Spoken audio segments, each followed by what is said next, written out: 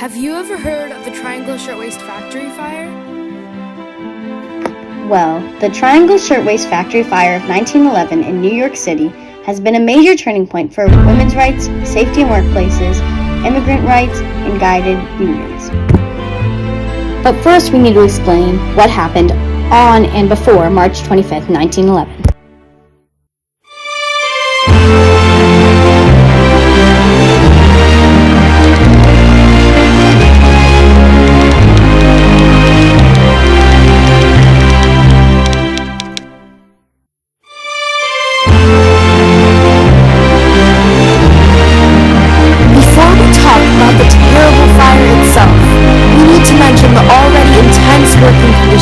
Of the women working in the Triangle Shirtwaist factory.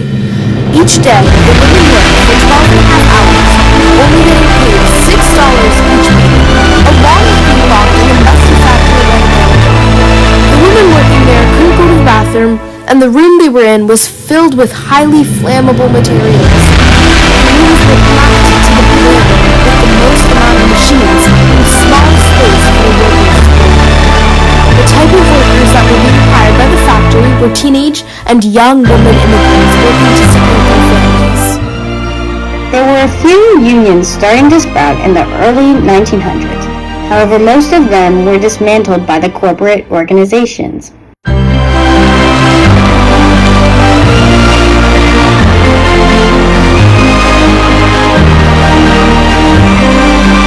At exactly 4:40 p.m. on March 25th, 1911, on the 8th floor of the Ash Building in Lower Manhattan, a fire started from a match or cigarette that had been discarded, or a rag bin on the floor. And with the cotton and paper everywhere, that was what fueled the fire and made it stronger than it first was, according to Britannica School.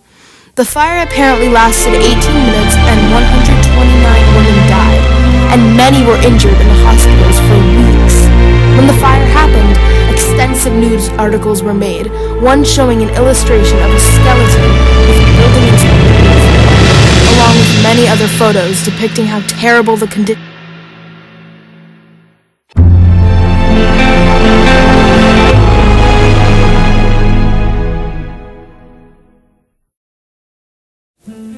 The rag bin with cotton and paper and the discarded match or cigarette weren't the only reason for the fire. The building itself was already extremely unsafe because, along with the women not being paid enough and working for way too long, there were no sprinklers, the factory was placed out of reach of fire ladders, and there was only one room for emergency exits. The elevator was broken, so when the fire happened and the women were locked in the room, they had no choice but to try to get down to the elevator. At that point, they were all collapsed on top of each other, trying to get down safely, and some of them might as well have died from suffocating in that elevator. One particular hero, though, stood out. 21-year-old Fanny Lansner tried to get as many women on the elevator as possible before jumping to her death out the factory window, so as many other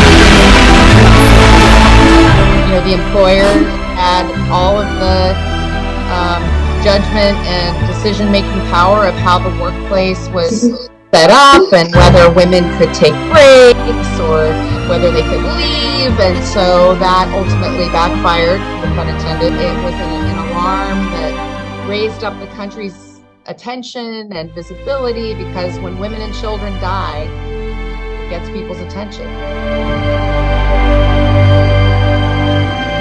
You may be wondering, what happened to the terrible men who locked the women in the factory during the fire?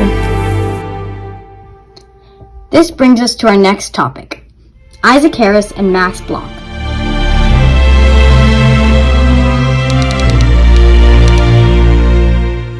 In 1900, they started the Shirtwaist Factory Company in Manhattan, New York.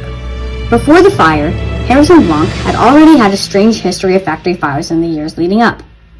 The consequences of their actions were that they had to pay $75 to each victim's family, according to the 23 lawsuits filed against them. However, they were actually making money off of these deaths because their corporation said that they would get $250 each time there was a death. The Triangle Fire also had a big impact on music, as two songs were created. Fire by Rasputina, and Ballad of the Triangle Fire by Ruth Rubin. My Little Triangle Fire used sad, figurative language to describe a woman dying in the staircase of the factory.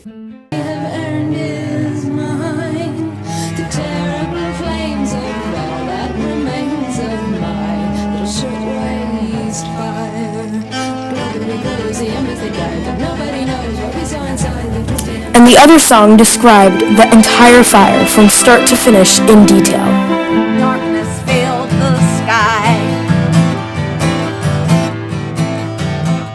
Then on that fateful day, The Triangle Fire caused many women and other people to revolt against the unsafe conditions with different labor movements because, as Liz Schuler said, death creates attention. The Factory Investigating Commission was created by her, which investigated different factories across the country in an attempt to lessen the horrible working conditions. Many protests were organized against Max Planck and Isaac Newton, and the fire still has affected us today. There are still many places in the world where there are unfair rules at factories, and that means there are still protests going on about that. We've been fighting for a long time for safety protections for workers, and we're still fighting. But I think, we're continuing to fight for, say, heat protections, which is a great example knowing we're enduring climate change. Although there was a law that was passed regarding the fire prevention, no laws were passed that really helped the women's rights movement, which leads us to the next discussion, Frances Perkins and the labor movement.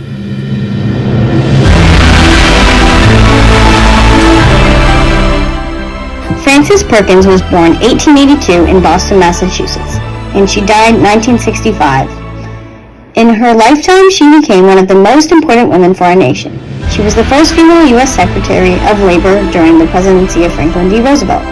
She made many laws and enforcements in our government, such as fair wages, better working conditions, a limit on employment of children under 16.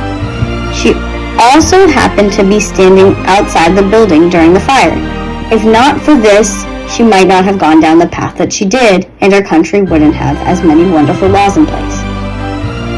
The AFL-CIO, a national trade union center, has a room in their building for remembering and honoring Frances Perkins. Someone who follows in her footsteps is Elizabeth Schuler, the first female president of the AFL-CIO. Her job is to fight for every working American. We had a wonderful opportunity to interview Schuler about the Triangle Fire. The potential you have, and the talent you have, and growing into hopefully the workers of the future, right? And you're going to be navigating a whole different kind of workplace. And so I think that's what we're thinking about here in the union movement is as the work is changing, as the workforce is changing, how can unions be there to help workers navigate through this kind of change?